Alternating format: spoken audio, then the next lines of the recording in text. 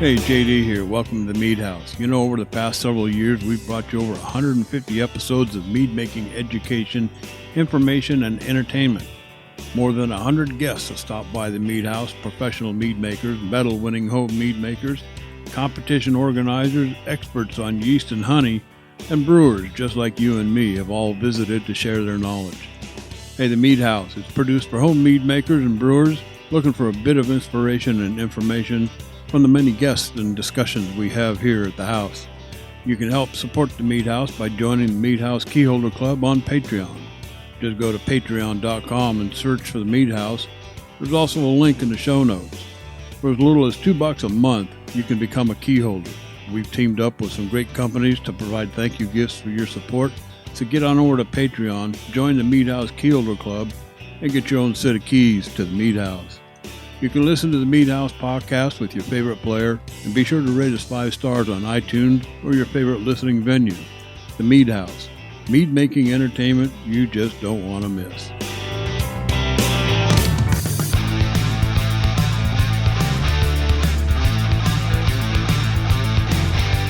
Hey, welcome to the Mead House, and thanks for listening to episode number 212. So you recall the small fire involving the chicken coop from a couple of weeks ago. We're in the process of building a new barn now also. Don't ask me how the barn caught fire. It might be a long story, but I will tell you it had something to do with the wheelbarrow of all things and the natural gas line running from the house to the built-in barbecue in the patio. And somehow the backhoe dug a little bit too deep, and when the sheriff showed up, he said something about having to evacuate the neighborhood. And of course, this all was before all the smoke got so thick that we couldn't see the street lights. So, but hey, in the meantime, hey, you know where to catch the show, the Mead House podcast. It's just out there everywhere, iTunes, all listed on the front page of themeadhouse.com. Over there on the left-hand side, and I'm sure there's probably a few that aren't even listed up there, but we are absolutely everywhere. So check it out. Another thing you can do, there's a whole lot of podcast apps out there. They do a pretty good job of searching for podcasts, so just put the Mead House in your favorite podcast app, and I'm sure it'll come up with it. In this episode, we've talked about it before. You know what I like. I like the social club shows. So tonight is social club night. And this is something that I like to do. We started doing here in the last couple of sessions. We'll devote a couple of shows to social club. And of course, this is where we try to answer questions from mead makers with no formal expertise other than what we've experienced in our own brew house. Of course, all that and more here at the Mead House. But first, as always, and I probably need to record this part and just throw it in on the edit. Thanks to all the Mead House. But sometimes I get emails from mead makers and people to sign up over there on Patreon. I would like to mention their names now and again too. So maybe I'll just keep doing it live.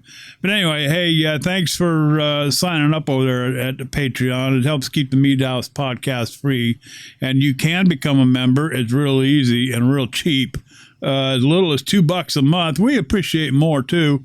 But hey, we've got some great thank you gifts to send out. Does that sound like a shameless plug, or is that like a begging plug?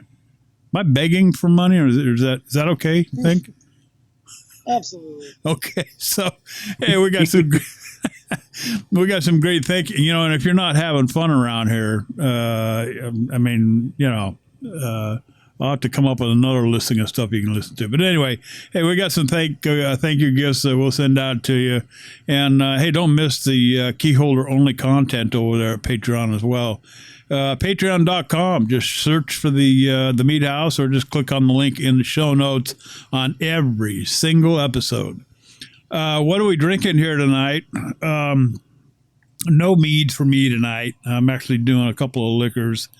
One's a bourbon. Well, actually, they're both whiskeys. One's a bourbon and one's not.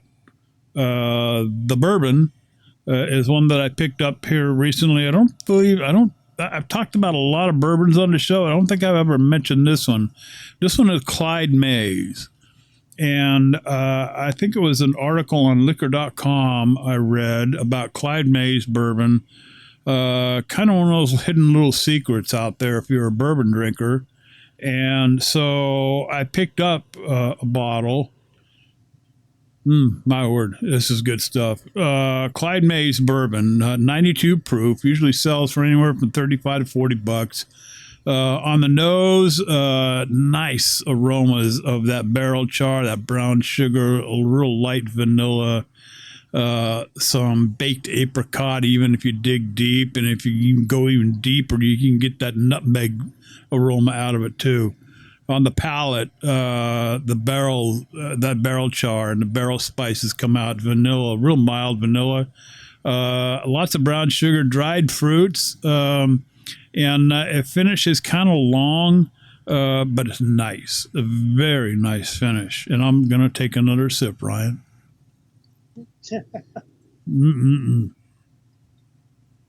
My word, this is one that you can sit and contemplate and think about, because there are many more aromas and flavors that you can pick out of it if you just sit with it long enough. Now, a sip of water, because I'm going to take a sip out of the other one. The other one I'm drinking today, Ryan was sending out some text, and then, of course, one of the texts he sent out was about this bottle of scotch, and unfortunately, the link he sent me, it's not available in my area, Ryan. So when you're looking up whiskey for me to buy, type in Northridge, California. And that'll tell you if it's available in my neck of the woods or not. And I can't remember the name of it. What is it? It was called Bowmore. Bowmore, okay. It was a single malt scotch that I had the pleasure of trying this past weekend at a friend's bonfire birthday party. Outstanding. And it said like extra dark or something on it. Oh wow! And it was now Bowmore does have several years. I think they've got a 15-year, they've got an 18-year, they've got a handful of those, and this one was called Darkest 15-year, and it is. It's a sherry casks, so it's aged in those sherry casks, and has really it's an Islay Scotch, so it's got some. It's gonna be smoky, classic smokiness, but it said it's got a cedar wood and treacle toffee warm finish. And I'll tell you, I'm not like a super smoky. Like I've done a Scotch tasting before, and like the Islay sections, sometimes I steer pretty clear of, just because I'm not a huge fan of the smoke. I mean, I think you guys know probably my favorite region of Scotland of Scotches is Speyside. It's probably most people's favorite, but anyway, this was a really pleasant Islay. I mean, I could drink this a lot of this. Funny how you come across those, huh? I'm drinking one that I can drink a lot of too. It's called Red Spot. This is a single pot still Irish whiskey, 92 proof. Now, this is on the upper end of the price tag. And don't let the upper price scare you, because I think I know what's going on there. But you can find it from anywhere from $109, $110 up to $200 and a whopping $250. I think I know what's going on with the $250 thing. It's getting more difficult to get some of these imported whiskeys in, because I mean, if you look off the coast of California. I wish I could put up a satellite view of the coast of California right now, along with the oil spill. There are container ships out the ass, okay, sitting off the coast of Long Beach. And so I would imagine that there's a lot of whiskey sitting out there bobbing back and forth on a freaking boat. that's not sitting on the shelf of our liquor stores. So maybe that's why the $250 price tag in some places. I can't be sure, but anyway, Red Spot. This is really, really, really nice. A lot of cooked fruit, baked apple on the nose, black cherry.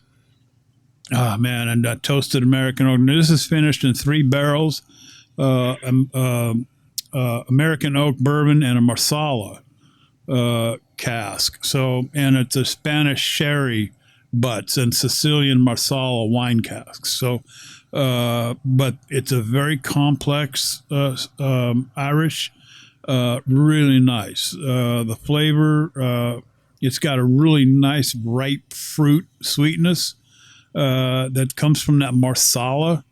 You can taste it, and it's sweet all the way through. Some red pepper, cracked black pepper, a little bit of spices in there, not a lot, but the finishing notes on it are a lot of American oak and some barley.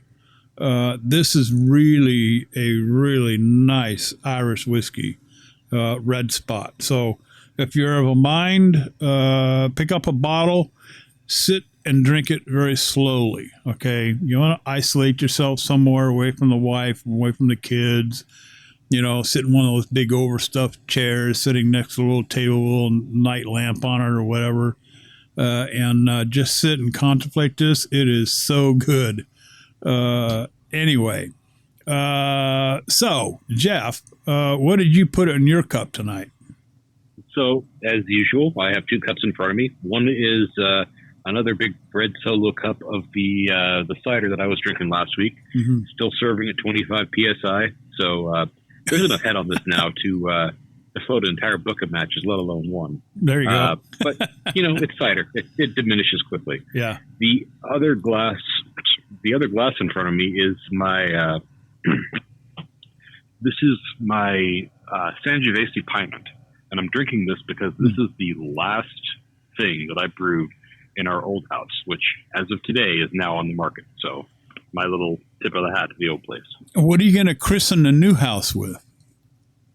Cider. Oh, there you go. Ooh, yeah.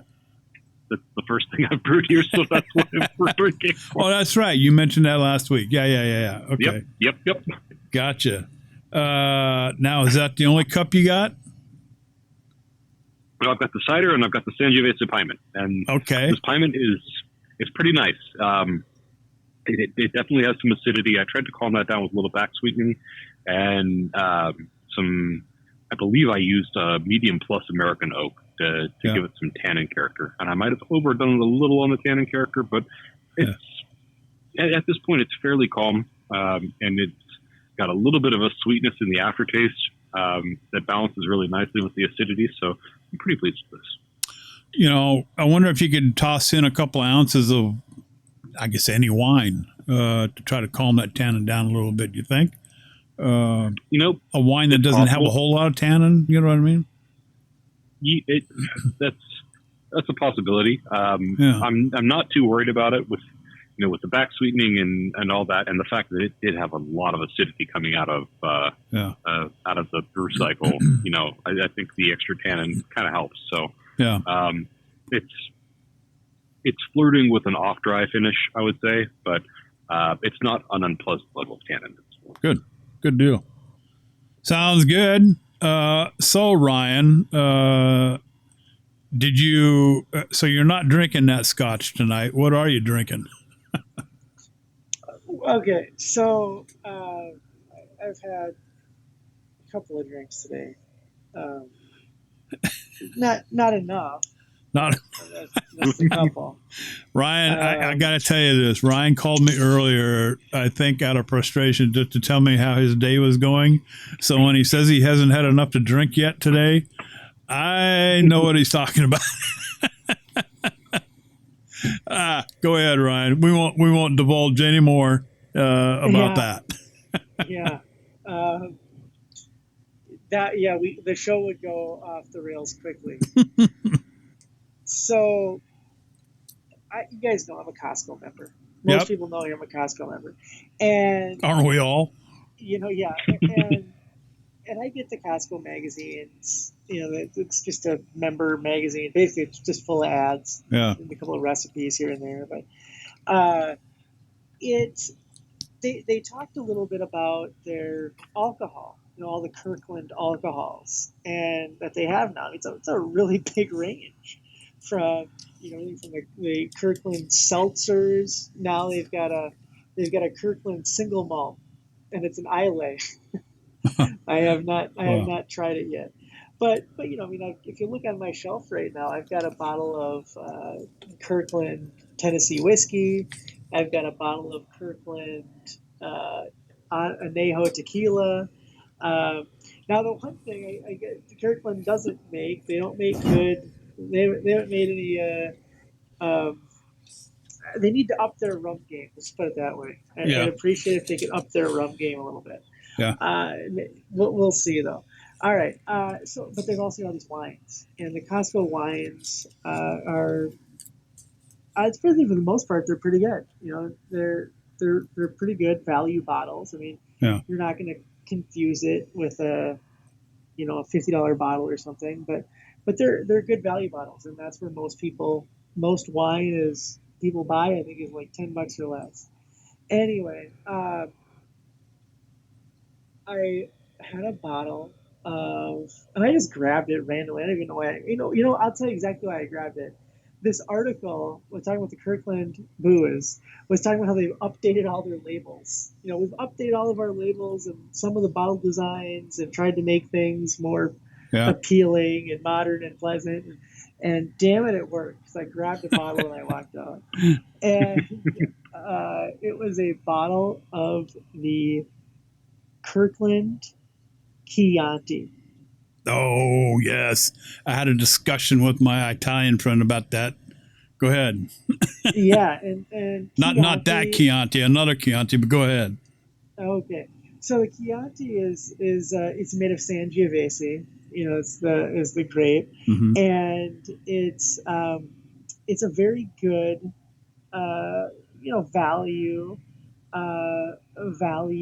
Chianti. It is the DOCG, so it is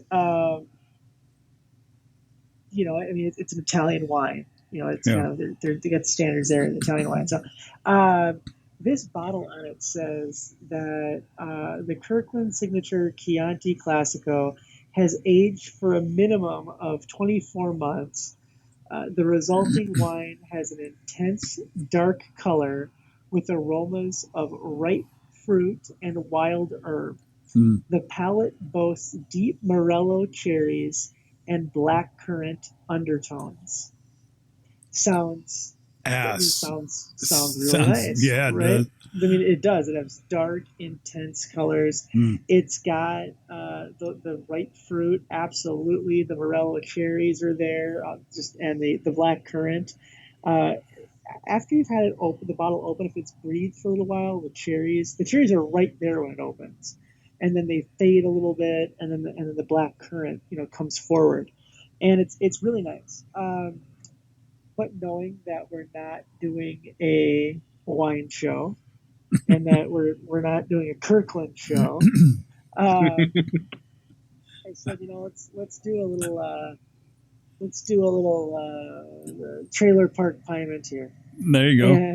And just opened a bottle of really dry traditional, because this almost has some perceived sweetness in it. There's so much going on that it's almost got a little bit of sweetness, and a dry traditional. And did about a 50-50 mix in there, and that most of my stuff is carbonated, so it's giving it just a tiny bit of pop there in the bubbles, and is a very nice a very nice little piment. Now, when I said trailer park piment, I do not in any way mean that in any derogatory way to anyone living in a trailer park who lives there. What I mean is just that it's a kind of a quick in the glass type thing. We used to call some of those things. Now I've had some growing up. My high school buddy turned into my college roommate who grew up in a mobile home, and I was gonna say they made some pretty good home wine down at the Leisure Park there at the Leisure Park Oaks, I think it was called. There you go. So very good there. Good stuff. I love a good Chianti, and I was talking to my Italian buddy. He's the photographer that we go out all the time and shoot, and he's 100% Italian. And so I was asking him the other day about, a good Chianti, because he turned me on to this really cool Italian deli down in Century City. And I'm telling you, this place will knock your socks off. I mean, if you love Italian food, this is the only store you need to shop at. Everything they have is pretty much imported from Italy. And his sister belongs to a wine club in Italy. She pays something like $600 a year for 12 bottles of wine. So, and this all comes from Italy.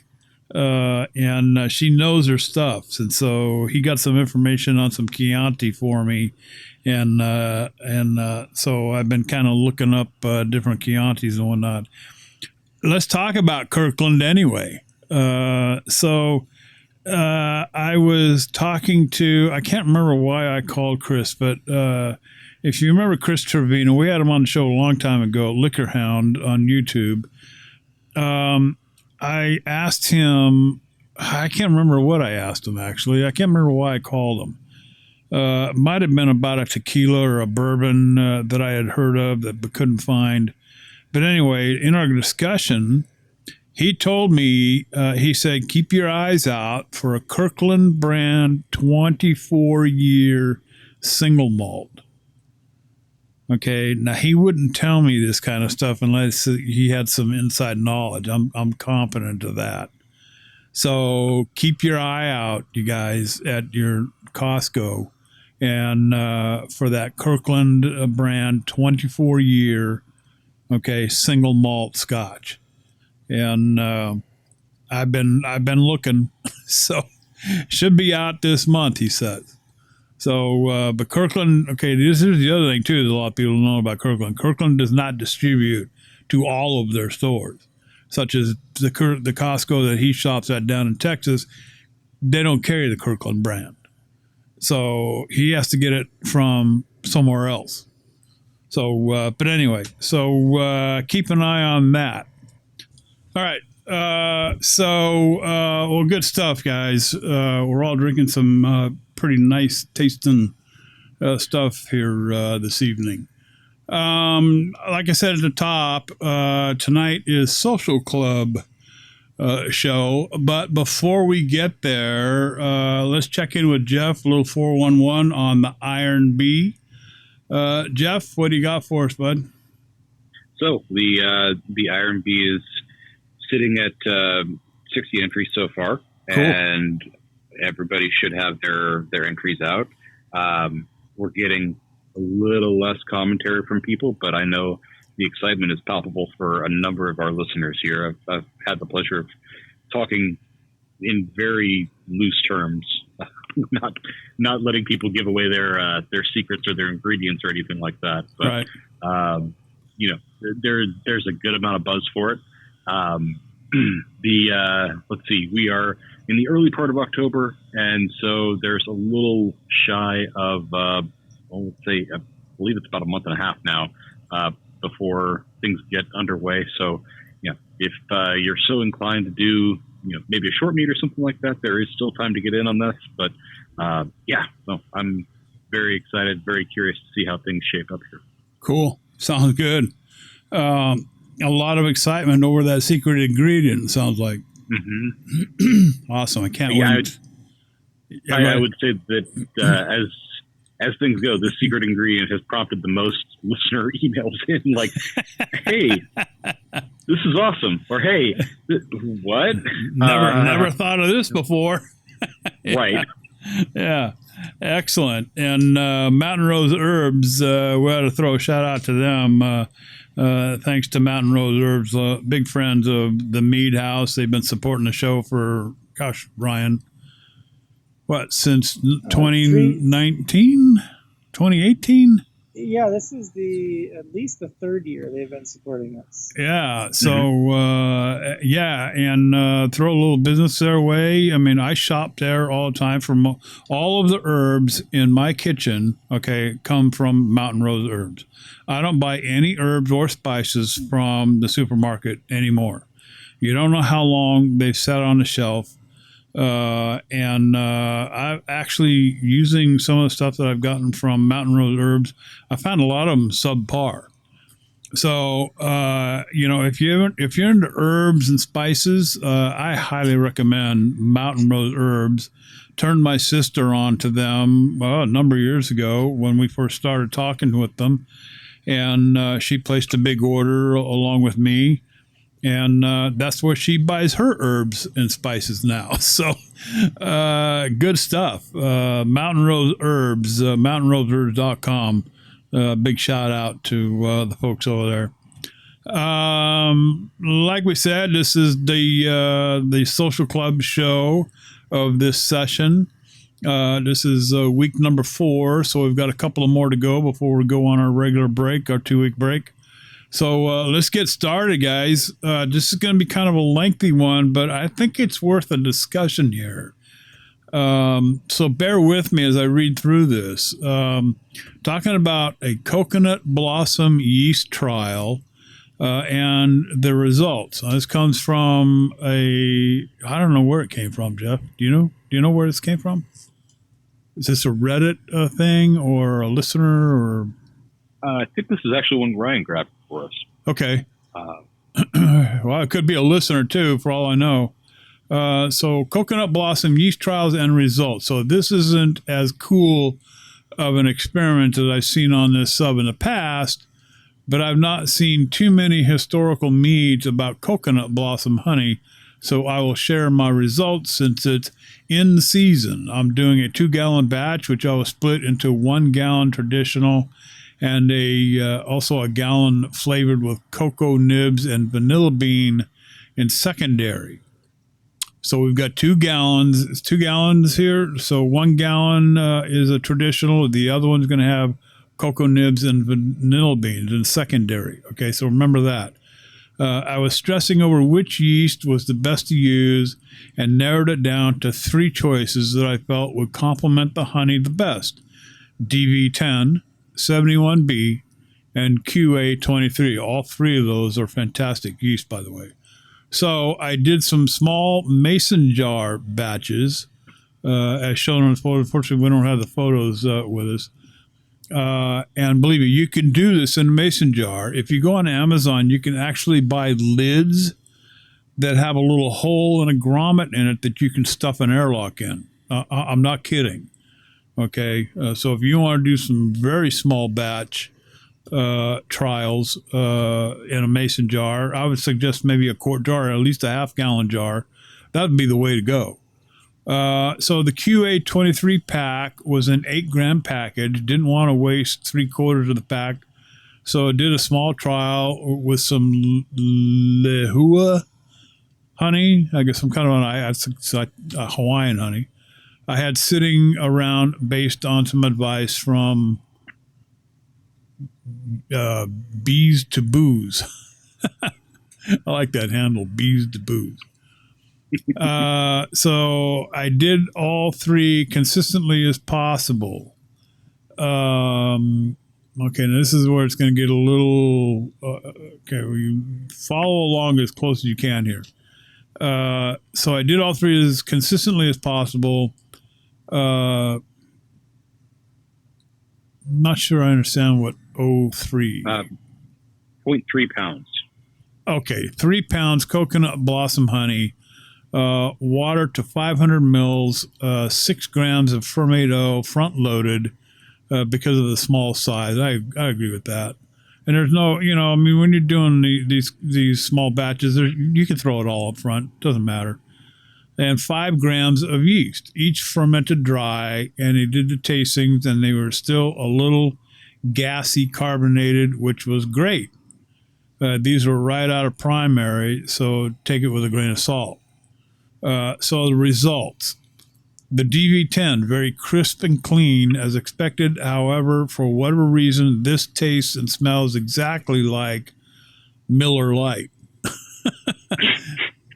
Exactly. No honey flavor or aromas noticed. 71B. Very crisp and clean with no esters, no off flavors observable, light residual honey flavor aromas remaining. QA23. Exactly as expected as far as slight tropical esters, but something about the way this honey tastes when fermented doesn't go well with it. No residual honey flavors or aromas. I can't explain what it is. I really like the QA23 and other traditionals I've done, but for me, it doesn't go well with this one. His winner, he says, 71B for the coconut blossom, since the 3 yeast that he used was the 3 yeast used. It was the only one that somewhat had. Oh, I get it. Okay, so he's got the 71B is the only one that had some residual honey flavors left in it. So the question I guess he's asking here, I guess it ends there. So an interesting study, guys. With 3 different yeasts yielding 3 wildly different results. What do you think, Jeff? I love these trials. I love it when people try to, put things head to head and make these like single variable experiments to really suss out how they want to approach things. This is the kind of stuff I've said, time and time again, feeding these, and I'm surprised by the results, to say the least. I mean, the DV10 coming out like Miller Lite, and the QA23 having a kind of an unpleasant flavor. Wouldn't exactly expect either of those, really. Mm-hmm. But when it comes down to it, he's gone with the 71B because it still has the residual honey flavor, and that makes a level of sense. I mean, the amount of honey he's using, like 0.3 pounds in a half liter size, that's not a lot of honey to start with. So, the honey flavor you're getting out of that is really the aromatics and not any honey that's like left over or not fermented in this case. No. So, yeah, I think this is a really valuable experiment that I would love to see more of. Isn't DV10, Ryan, I don't know how much you know about some of these wine yeasts. I've forgotten, because I'm pretty much strictly sticking with the beer yeast at this point. But DV10, as I recall, wasn't that somewhat of a barn burner type yeast? It kind of chews through everything, Yeah, it is. It is one that is known to take stuff dry. Yeah. DV10 is not one that I commonly use. It's not even one that I commonly see all the time. But it is. It is a workhorse. It's made to chug. It's made to go take things dry. Yeah. It is, it's got the 18% advertised tolerance, and I've even seen people use it to restart stuck fermentations. If I can get that tongue twister out. So it's not marketed as a champagne yeast, the way that like EC 1118 or the champagne, was that the Champagne Cuvée or something is, but it certainly acts a heck of a lot like some of those that you might see out there. And 71B, Jeff, isn't that, I suppose if we were to take a poll out there and ask everybody, what their favorite mead yeast was to use, I'm wondering if 71B wouldn't just rise all the way to the top. What's been your experience working in the brew shop there? There are a lot of favorites for favorite mead yeast, and it really does depend on a lot of different factors. I know personally, popularly, I've seen a lot of people hitting the EC 1118 for favorite mead yeast, but 71B is definitely up there. I definitely encourage it a lot, as it's a proven workhorse, and there are a lot of great qualities to it, and it's not as finicky with temperatures either, so you can generally get away with quite a bit with it. As far as mead yeasts go, I know 71B is definitely up there. I know it's also extremely popular in the professional sphere too. So, that's. And let's talk about the honey for a minute. I mean, the coconut blossom honey. I don't know that I've ever seen it. I don't even know what a coconut blossom looks like. Ryan, have you that one outfit that you knew? Remember, we had him on the show that has that. I mean, my God, just honeys from like all over the place. Have you ever run into coconut blossom honey at all? I have not. Seen a coconut blossom honey, and I've been around a fair amount of coconut.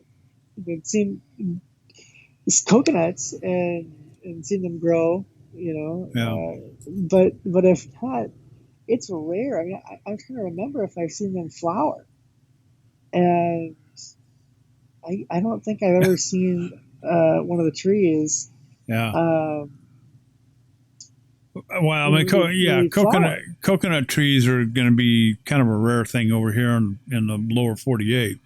You probably have to go into some tropical locations to get coconuts. That's what I mean. Yeah, that's what I mean. But I don't remember ever seeing them flower. But that is, it's an interesting idea. And if you've got I think too, if you've got enough of it, you got interesting honey that it's not like orange blossom or clover or something. That's a good way to test out what kind of yeast you want to use with it, is during these bench trials, just like this listener was talking about. Yeah, and once again, if you want to get involved doing some trials like this particular listener did, go on Amazon and look for the lids. I mean, just you can figure out the search, words to use. But I've got several of them here at the house that I've fermented kimchi and stuff that my wife likes. And they're plastic tops. They have seals. They're sealed, so they got little what do you call it? It's washers, or whatever. Anyway, they're sealable. They'll screw down on a quart size or a half-gallon size jar pretty well, and keep it airtight. And then the lid, the plastic lid, has a little grommet in the center of it, and fitted for an airlock. So a perfect little trial, container. If you want to run this kind of a trial, it just takes a gallon. I mean, you split it up into 2 or 3 different little batches, and test out your yeast and find out which one you like the best. So good stuff. I like this. Next one up, guys. This one, prickly pear mead. Oh my God! I mean, if you can find like prickly pears that are already peeled or juice or whatever, do that. If you've ever been out on the desert and actually picked prickly pears, I hope to God you wore some heavy-duty leather gloves. And then even getting the skins off, there's a whole roasting process you have to go through to get the skins to peel off the damn things. Not on my list. If it was, it would be way down on the bottom. But let's go with this one. Recommendations for a honey variety on which to base a prickly pear mead. Neutral to mild to let the prickly pear flavor shine through, something to complement it or something to add to it. Have used mesquite in the past, looking for a better option this go round. Actually, I would use mesquite. I love that peppery that peppery characteristic that mesquite has. Now, if you don't like that so much, then blend it. Use something like a clover or even just a wildflower, or even an orange blossom for that matter, and blend it a little bit. And you can reduce that peppery flavor down just a little bit. As far as the prickly pear, I don't know, guys. I mean, I think it could run the gamut here. I don't think there's a particular honey that is better suited than another honey for prickly pear. But Ryan, what would you think for prickly pear? Well, I mean, a prickly pear is basically like a fig, you know. And I'm trying to think here. If you think of a taste, and I haven't had I haven't had much prickly pear. I've had like prickly pear like infused drinks, like things like that. But I haven't ever just like gnawed on a piece of fruit. Well, yeah, prickly pears are not like a lot of exotic fruits. Okay, it's not like a little sugar bomb that you pop in your mouth. Some of these exotic fruits, like prickly pear and some others, they're not as sweet as I think a lot of people think they are, but they do have a unique flavor. So, that's why I say I don't know that there's a particular honey. I mean, yeah, I don't know. I think that there's two ways you can go. You can go with a really neutral honey that's gonna more showcase the fruit, Yeah. or you can try to complement it in some way by adding more of a distinctive honey and seeing how that flavor balances against the flavor of the prickly pear. But I'm not a prickly pear expert here, so it's more of just kind of giving general thoughts here that you might want to think about as approaching it. Roll the mic over to Jeff's side of the table, see what he says. So the last time I had anything prickly pear flavored was actually on my honeymoon, 6 years ago now.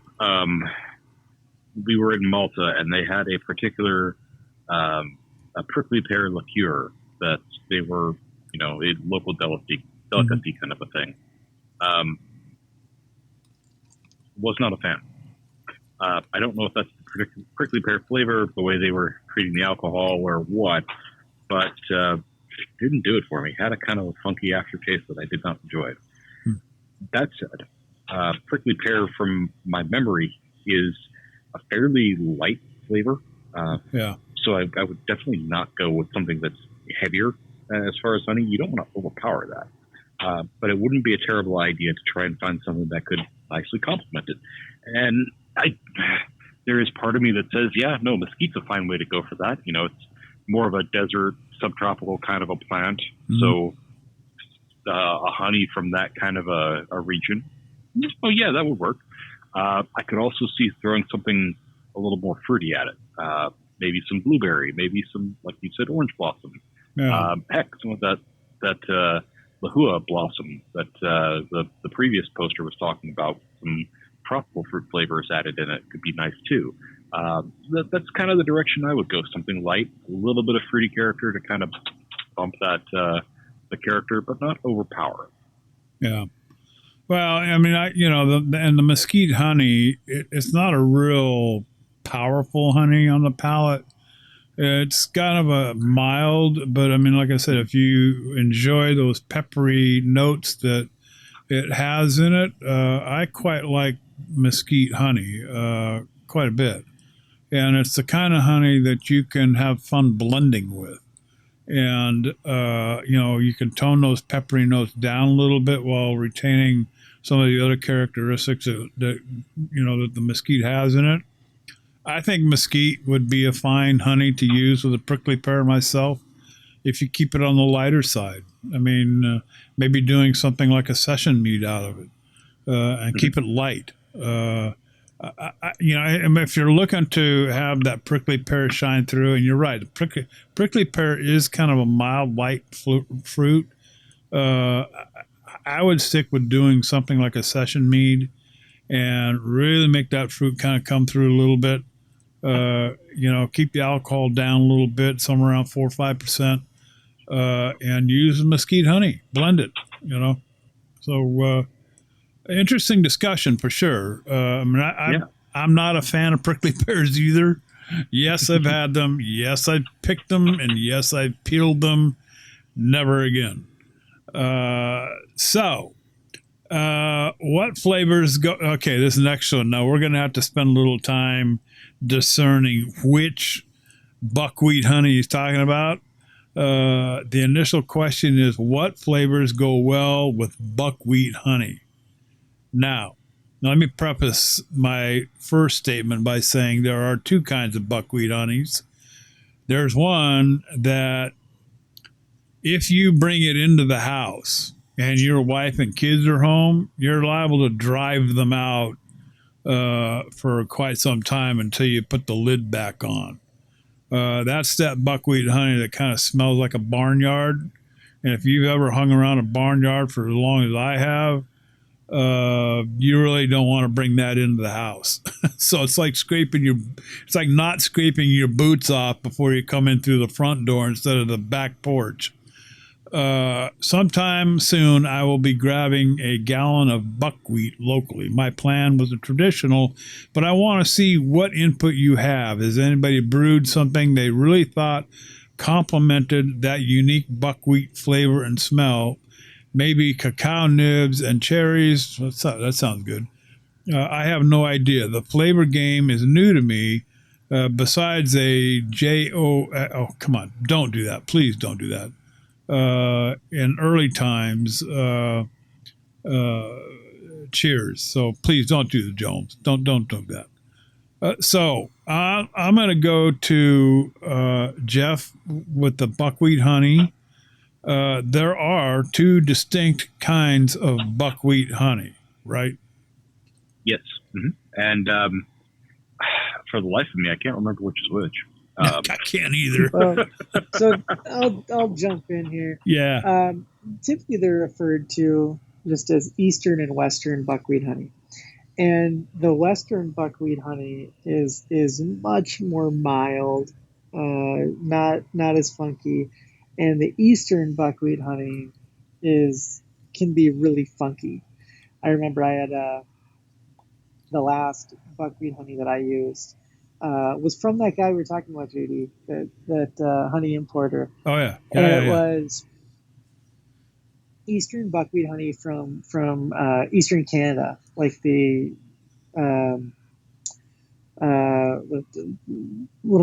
Quebec province up there. Yeah. And it was pretty funky.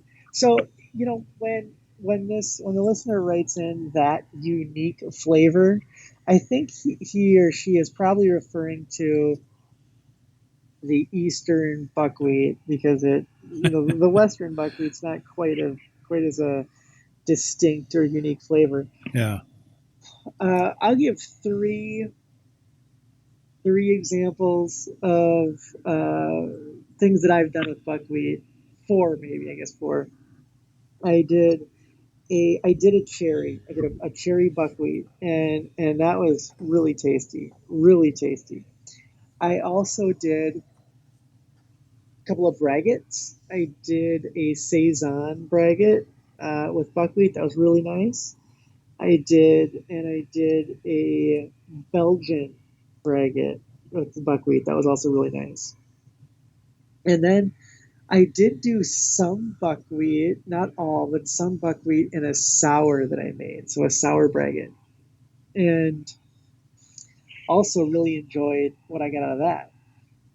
The one thing I haven't done with buckwheat, and it hasn't appealed to me, although I'm sure that as soon as I say I haven't done it or wouldn't do it, we always get about 10 listeners that tell me I'm wrong and that they've done it or they would do it. So we'll see if that happens again here. The one thing I wouldn't do would be certain citruses.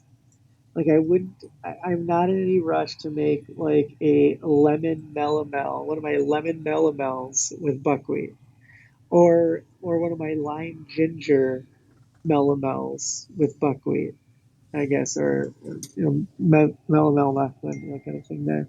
So that is that's kind of all I'm thinking about with the buckwheat. Jeff, what are your thoughts? So, if we're talking about the Eastern buckwheat, that the extra funky kind of barnyardy flavor, I could see a cherry being nice, and I could also see something like an apricot being nice. I think we're in the same kind of stone fruit family here, but really where I'm leaning is something you mentioned as well. I'm thinking saison. You got that traditional kind of farmhouse with a little bit of spice character going. So I think a saison braggot could be really interesting. If you're feeling brave, you could even throw some bread on that and turn the funkiness up to 11. That's a matter of personal preference, and I'm not going to fault anybody that says, no, that's enough funk for me already. But no, I think that could be an interesting way to take it. And if we are talking about the Western buckwheat, that's a little bit more, subdued in flavor, but still has a definite buckwheat character, I would also go with a braggot, but I would do something more along the lines of like a stout, where you're going to get some of the darker roasty flavors that I think will pair really nicely with the buckwheat. Get kind of I don't want to say like a molasses cookie, but something along those lines where, it's dark roasty, chocolatey notes and the buckwheat character. I think those could play really nicely together. Very interesting. Buckwheat honey. But just make sure you get the right one. And like I said, keep it out of that. Keep the one out of the house. JD, there was one you mentioned at the end of last week that we were going to get to this week, and I hope you were still planning on it. Let's see. I think I know which one you're talking about. Yeah, I'm sure we'll get to it. You talking about the one that grows in the dark? Yeah. We'll get to it. We'll get to it. Good stuff. All right, continuing on here. If need be, we can skip around and do that too. Let's see, where are we at here as far as, we got plenty of time.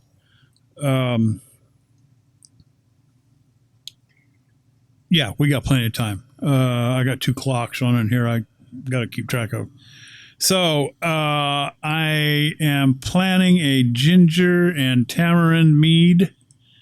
Thinking I will make it fairly sweet, like Final Gravity 1020. Wow, that's sweet. Anyone have advice for working with tamarind fruit? Jeff, I have no idea what. Never been around it. Don't know what it is. Never smelled it, sniffed it, tasted it. There is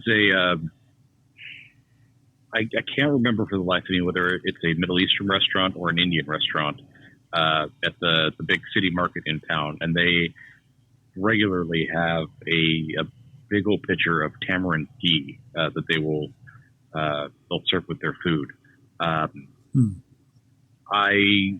I really like it. It's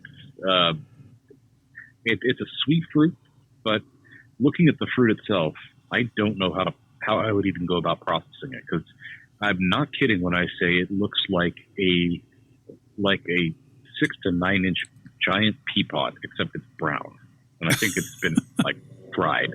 But no, it looks like a pea pod. It's long and narrow in parts, but it's got lots of little bumps where there are, I assume, seeds in it. So I'm not sure if you break that open and there's a kind of a like a fruit that you're eating, or if those bumpy parts are like a juicy thing, or Like what a- exactly. Yeah, how like exactly a you like go about. like a pomegranate. I don't know if you've ever tried to eat the fruit out of the mushy part out of the pomegranate, but that tastes like crap. It's the seeds that has all the flavor, not the other Right. stuff. I Well, wonder if it's they're something a like seed that. with a little packet of juice. I Yeah. have no idea. But what I do know is that I'm pretty sure they use the tamarind paste that they sell in the store. And I've seen tamarind paste at a lot of Middle Eastern markets and things like that. Okay. So if you're going to go that route, that's what I would use. I would not mess around with this obscure, weird-looking fruit that I don't know how to start processing in the first place. Yeah. I'm sure there are YouTube videos that you could look up, but save yourself some time and some effort. Just get the paste. So Unless there's so you're saying it's the seed that has the sweetness in it? Is that am I hearing you I right? have no idea. I Okay. have no idea whatsoever. I've just seen these long. They look like brown pea pods, like 6 to 9 inches long. I've seen them in supermarkets and things like that. And ostensibly, this is a popular fruit in parts of the world. There's got to be some way to process it. I just look at that and go, I don't know what the fuck to do with you. Pardon my French. That's okay. This is not a children's show. So I hope not. So Ryan, you're a well-traveled young man who knows Minnesota like the back of his hand. Have you ever seen a tamarind fruit in Minnesota? Like Jeff saying, like Jeff was saying, only in the ethnic restaurants or the ethnic grocery stores. I have seen the tamarind paste that he's talking about. Okay.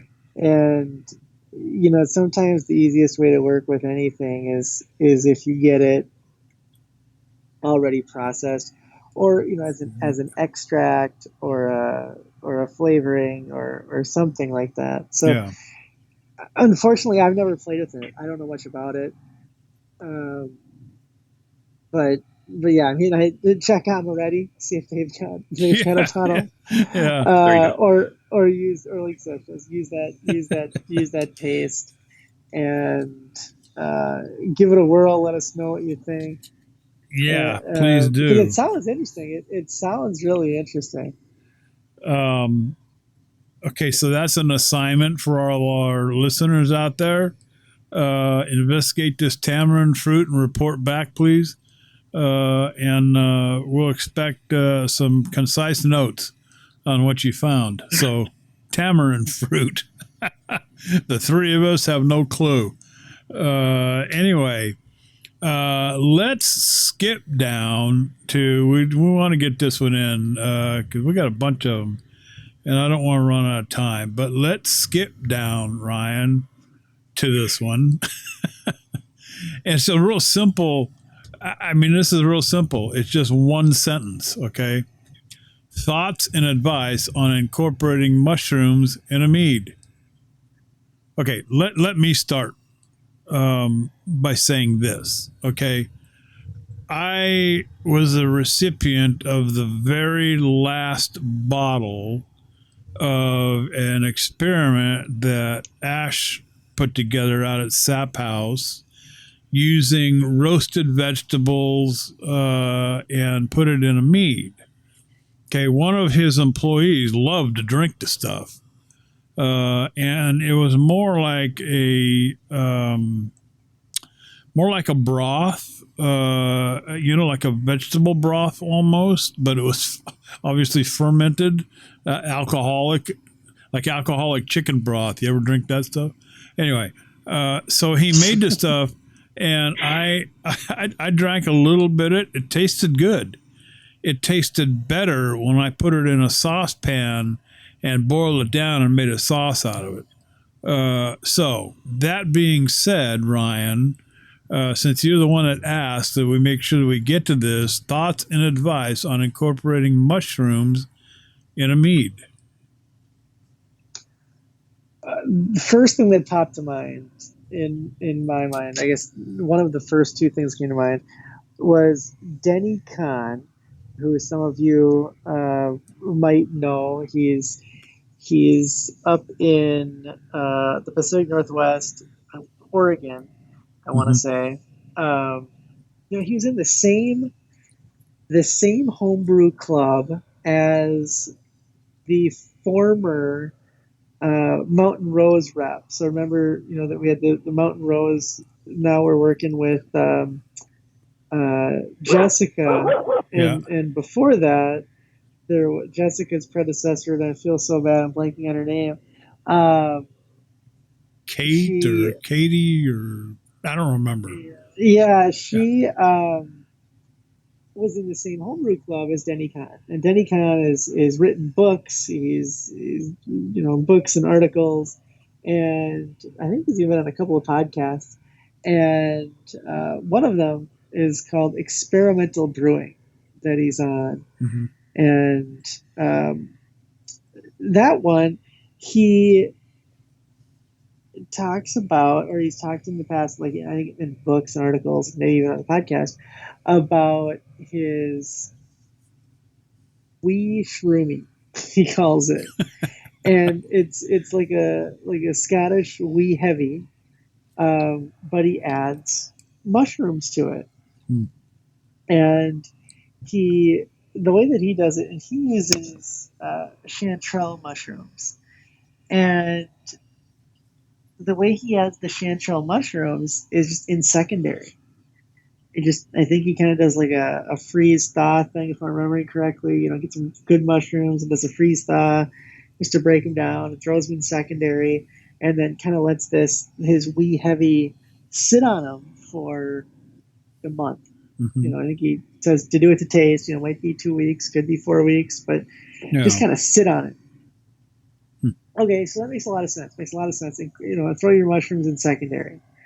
Do your primary fermentation and then toss in your mushrooms, and chanterelles seem to work. Okay.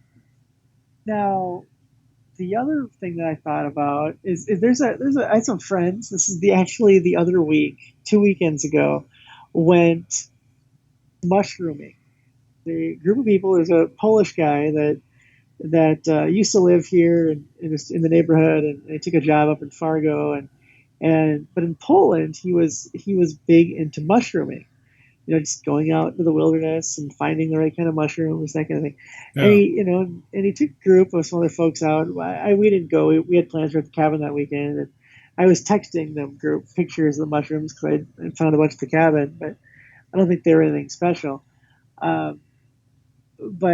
But all of these different types of mushrooms that are out there. And the one that I hunt for, because we've got there's a lake cabin, and then not maybe like an hour north of the lake cabin, there's a hunting lodge. We have a hunting lodge. And the hunting lodge is surrounded by it's in a birch forest. So it's all birch trees, and there's a mushroom that grows. I don't want to say exclusively, but grows very, very commonly on birch trees, and that is the chaga mushroom. Huh. And the most common way to consume the chaga mushroom is you dry it. So you dry it, and then you make a tea out of it. Oh, really? And it's supposed to be really, really healthy. I mean, I think that's what they were looking for in the Fountain of Youth and everything else for you. So it takes the. So this isn't one you cook with, then. Everybody I've ever known that's done chaga has made the tea out of it. Mm-hmm. Okay. So I thought about that too. You could, if you wanted to get some chaga mushrooms, I would. You could make a tea. You could make a strong tea, and either add that tea to secondary. If you made a really, really, like, let's say you made a really strong mead and you poured the tea into secondary to kind of kind of bring down the ABV, but bring the taste out. Or you could just make a really big batch of the tea, of the chaga tea, and then use that as the water that you then make your must in. Just add your honey to that and ferment away. So what does that tea taste like? What's the flavor profile? It's kind of earthy. And definitely it's earthy. It's yeah. Now, I mean, here's the thing: most people that I know who drink chaga tea drink it for the health benefits, or what they or I mean, and it's true, they are healthy. They do. It's healthy. I just say it's healthy. I'm not, again, but it can be. It's very earthy. Some people say that they can replace their morning coffee with chaga tea. Oh, really? So it's got kind of that sense. Oh. But now, where I was going, JD, I got distracted there for a minute. Where I was going with that is, unless you can source your own chaga, and that's what I mean, like going into a birch forest and finding it legally, it's really expensive. It is really expensive to buy. I mean, you don't go into mead making if you're on the cheap anyway. But there are some things you can add that get expensive. Like saffron, and gold bars, and chaga mushrooms. So if you were to start by making a chaga mushroom must and enough to taste it in a 5-gallon batch, I mean you'd be up there. So those, now I would not, use morels. Those. I mean, just cook them up and eat them. Yeah. Why would you? I wouldn't throw that in the mead. And I wouldn't go on the lawn. I wouldn't go on the lawn and just pick something up and throw it in there. Yeah. And then lastly, I wouldn't just go to the grocery store and buy your white cap mushrooms, or your baby bellas, portobellas, creminis. I went by the white caps. I went by the creminis. I went by the portobellas. All of those mushrooms. Think about them. They really don't have a lot of flavor. No, not really. They get a little bit of flavor when you cook them, but it's really, they get their flavor from the butter or the oil, or seasonings. The seasoning, or if you saute a little bit of bacon fat. They're kind of sponges. They just absorb that flavor, but they don't have the really distinct flavor, like I said, like a morel or something like that. So, I'd be really careful about that. So lastly, that's the way I kind of approach it a little bit, is thinking about those kind of things. Like I said, the chanterelles, they're good enough for Vinny Con. They're probably good enough for you. And then the chagas, if you can get enough of them naturally to make something out of. All right, I don't want to spit on that anymore. I'm probably bored. Well, anybody still listening is probably just mushroom lesson at the meat house. The only people that are still listening is because the orderly won't change the station for them. So Jeff, bring him back. Well, wait a minute. I put this question to my wife because I saw this on her last week. Of course, I mentioned it. Okay, and I thought, my wife loves mushrooms of any size, shape, or variety. Okay, and cooked in any particular fashion. So she's just a mushroom hound. Now, she doesn't know one mushroom from another, mind you. Okay. like me and flowers. I couldn't tell you a rose from a freaking chrysanthemum. All right. I just know they all smell good. So I put the question to her and I said, "Hun, would you drink a mead made from mushrooms?" And she looked at me with the funniest look and said, "Hell no." so I thought, well, okay. I wonder what kind of mushrooms this guy's talking about. But anyway, Jeff, go ahead, man. By funny coincidence, I have recently been doing a deep dive on mushrooms, and there is a hell of a lot of variety to them,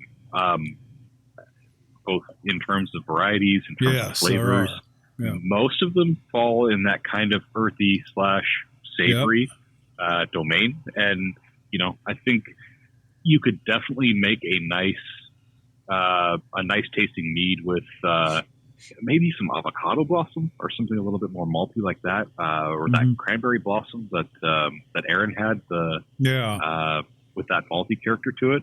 That could be interesting too. But I would definitely figure out what kind of mushrooms you're using and what kind of flavor profile you can expect from that. And B, make sure you're sourcing them really well. The reason I've been doing a deep dive, incidentally, is because I'm actually growing interested in cultivating my own for culinary use. There are some really wild varieties. One I'm looking at getting into is called Lion's Mane, that apparently tastes like lobster when you when you fry it in butter. And here's the thing. I am allergic to shellfish. Oh, there you go. I have never tasted lobster.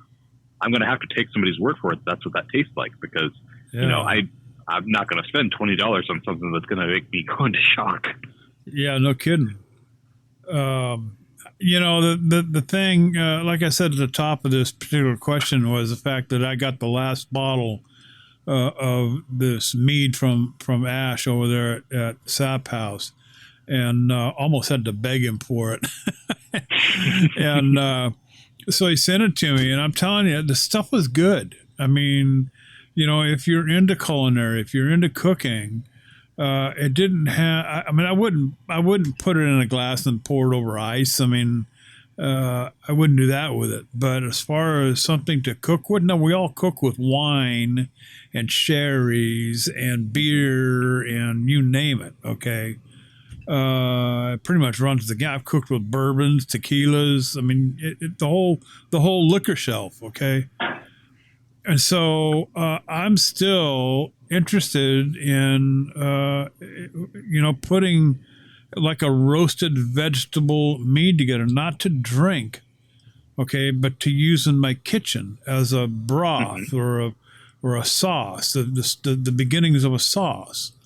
I don't recall what it was I fixed with this stuff. I do remember putting it in a pan, reducing it down, and I think I added like a little knob of butter in it to make it kind of give that creamy, and I poured it over something. I don't remember what it was, pork chops or something, but damn, it was good. And I thought, there's something to that. Granted, it's not a mead that you're going to find on the shelf at your liquor store, but it's a mead that you can make at home using roasted vegetables.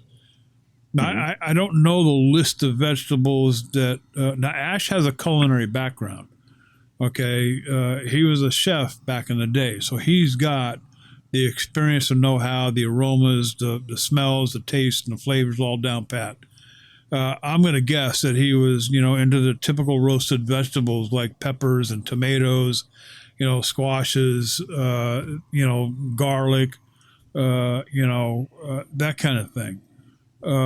So to toss that into the fermenter, now, I couldn't tell you whether he used it in secondary or primary. I don't know that much about the process that he used. Maybe we can get him on the show and talk about it. Well, he owes me a phone call anyway. So, Ash, I know you're listening, dude. And I know you're back from your fishing trip. Call me and tell me about it. Anyway, or Evan, tell Ash to call me, because I know Evan listens to the show all the time. but to make a mead using the culinary principle of roasted vegetables and that kind of thing, and why not throw in some mushrooms, for added flavor. I'm not a mushroom. I'll eat mushrooms. I like the earthiness that it gives to a particular dish. But I'm not the mushroom lover that my wife is. She'll eat these, she'll go to get one of these hamburgers that are made of these big portobellos. And she loves that. So, Ryan, I don't think we're far off here, actually, from the ridiculousness of it, the way it sounds. Would you make a meat out of mushrooms? Well, probably causing a lot of people to think. You know what I mean? Yeah. JD, you reminded me of something. I was at this, I was meeting a friend of mine at a beer sampler event a handful of years ago. And it was an outdoor event, and they had food trucks and that kind of thing. And my buddy, he's like, yeah, why don't we get some food, let's eat a little bit here because we're going to be drinking. And he goes, yeah, just be careful with that truck. And I go, well, what's going on? And he goes, I ordered a mushroom burger. And I thought it was going to be like a burger with mushrooms on it. And they handed me this, like a mushroom and Swiss burger, right? And they handed me, it was a burger, but it was like a grilled portobello in between two pieces of bun. Yeah. And he's like, what the hell is this? I don't want this. That's what you ordered. Burger. Yeah. That's the mushroom burger. So I didn't want a mushroom burger. I wanted a burger with mushrooms on it. So it was funny. So he, the way I understand it, he had to eat the $8 mushroom burger and then go actually find a meal. Yeah. Good stuff. All right. Let's see. Oh, we've still got plenty of time. All right. So let's go. This is another big one here. I'm thinking about making a sherry barrel aged. I like where he's going right off the bat here. Thinking about making a sherry barrel aged sack mead using cubed sherry barrels.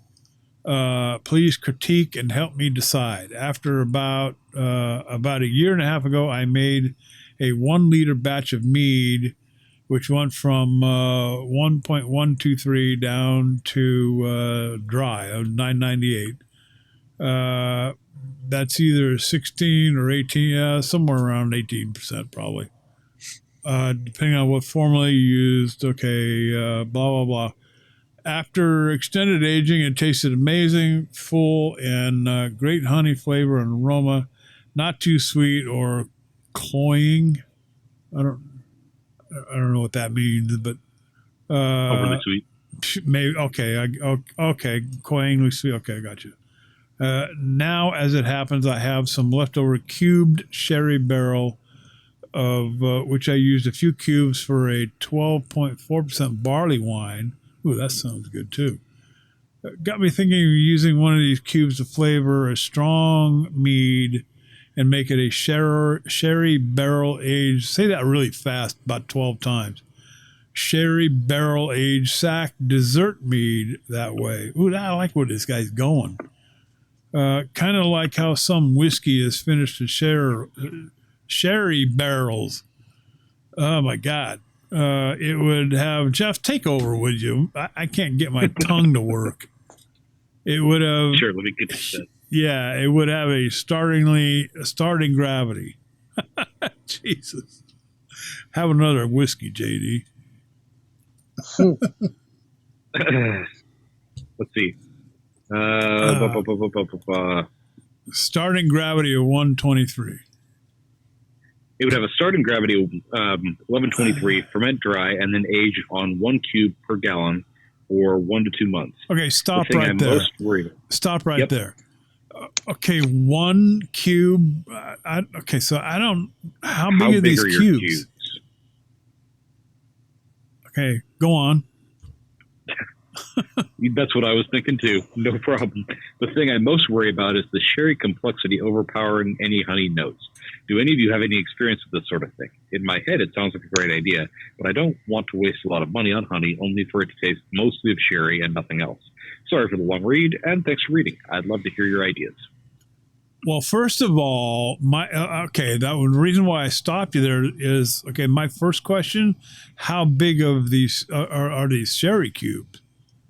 Right. One cube per gallon. I mean, if they're the typical cubes that we see come in a package, usually half pound, a pound, or whatever, one cube ain't gonna cut it. No.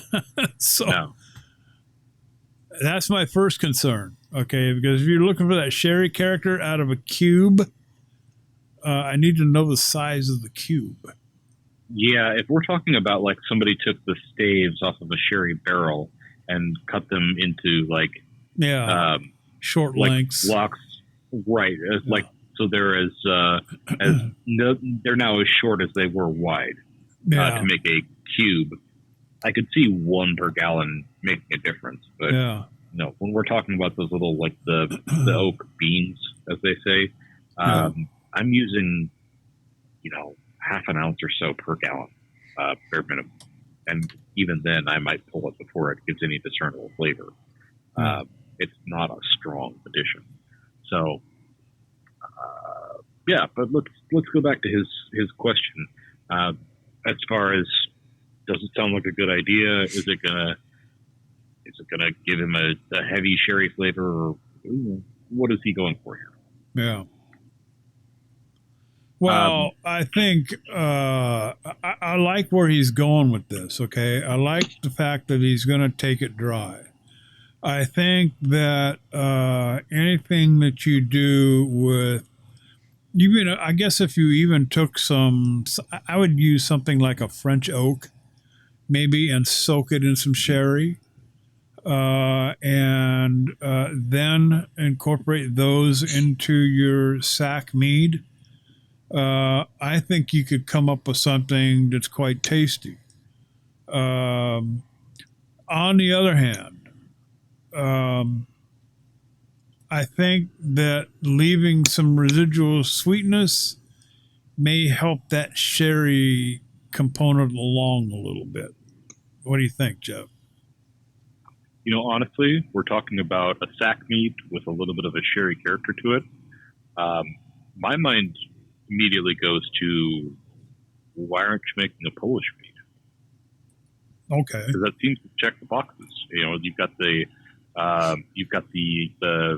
heavy residual sweetness, at least in some cases of Polish mead, and you've got that oxidized character that is likened to sherry. That I'm pretty sure that's how they get the sherry character in sherry, is oxidization.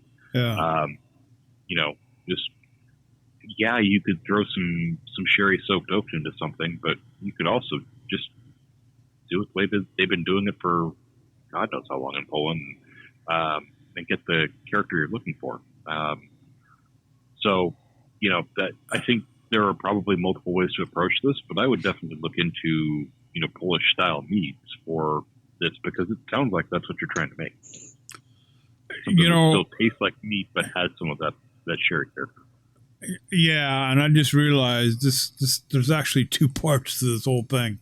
He was initially talking about something he took dry using a cubed sherry piece or whatever that tasted amazing. Now he's talking about doing a dessert mead, so I get that. Sweet. Ryan, I'm drinking something that was aged in a sherry barrel. Now, I don't think the sherry, it's actually aged in 3 barrels. American oak, a sherry barrel, and Marsala. Now, I get more of the Marsala, the fruitiness out of the Marsala than I do any kind of a sherry component. I think what the sherry is giving to this whiskey that I'm drinking is more of a satiny, like, smoothness, I guess is the best way I could describe it. Have you ever worked with sherry before, sherry cubes or anything soaked in a sherry at all? I was going to say I worked with sherry, and and man, did she get on your nerves. Uh, That's why this is an adult show, folks. Anyway, go ahead. I think Steve Perry sang about her, didn't he? Mm-hmm. Oh, Sherry. Sherry, baby. Yeah, there you go. Go ahead. And so, okay. I've never worked with sherry. I mean, I drink sherry. It's a great little after dinner drink. Yeah. And so I enjoy drinking it. And also, as you mentioned, JD, it's commonly used for Scotch barrels. Yeah. That the Scotch is thrown in the sherry barrels.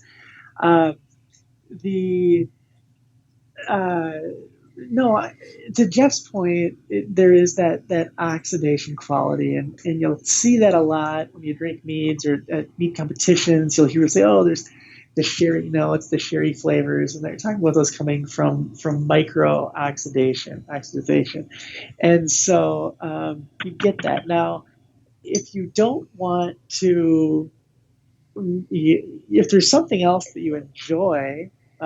In that, just like the Scotch, I mean, you don't say, "Oh, the Scotch has got some oxidation going on in it." You know, it's to your point, Jay, like you said, it just gives it a nice, smooth, round quality.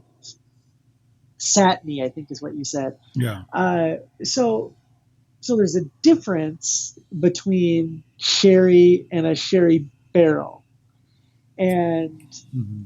And I guess it's what you're going for. If you can make a mead that has sherry-like qualities that has never touched a piece of wood, or you can you have a sherry barrel that maybe is giving you some characteristics you like. Yeah. Without that, and you kind of split the baby a little bit there and saying, "Hey, why don't you soak some oak in sherry?" And then add it to your meat. 3 options. There's probably more. Choose your own adventure. One of those books, Jeff, when you were kids, the Choose Your Own Adventure book. So there's a couple of paths. Long before my time. Yeah.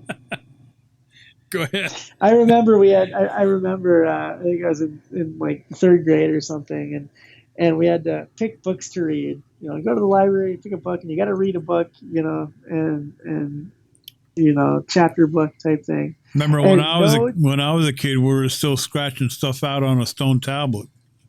Yep, yeah, and use your slate, Yeah. And they said, but no choose your own adventure books, because the book might be, I don't know, like 100 pages, but you could finish it by reading less than probably 30, depending on how you choose your own adventure. So it's just kind of funny. Anyway, 3 options: choose your own adventure. No credit for 3rd grade reading. So where are we going with this? So yeah, I think he's got a good idea here myself.